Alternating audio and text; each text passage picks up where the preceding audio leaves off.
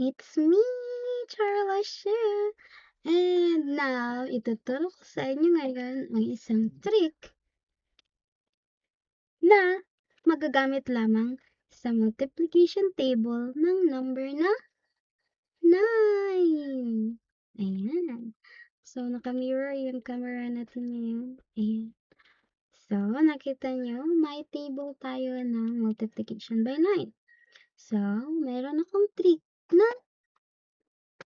ipapakita sa inyo. Okay. So here, let's answer first until number 5. Yan. Diyan lang muna tayo. So, 9 times 1 equals 9. 9 times 2 is equals to 18.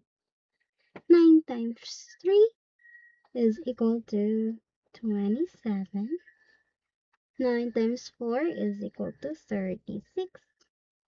And 9 times 5 is equal to 45. Now, the trick is, if you multiply 9 times 6 up to 10, you just have to flip these numbers. Okay, so meaning ng flip, pagbabaliktarin mo lang sila. For example, this one will turn into 54. This one will turn into 63.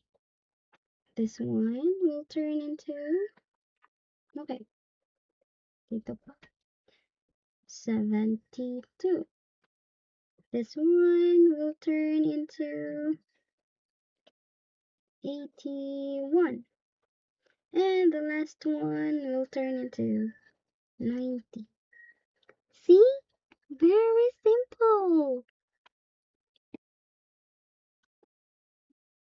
You don't need to memorize 6 and above.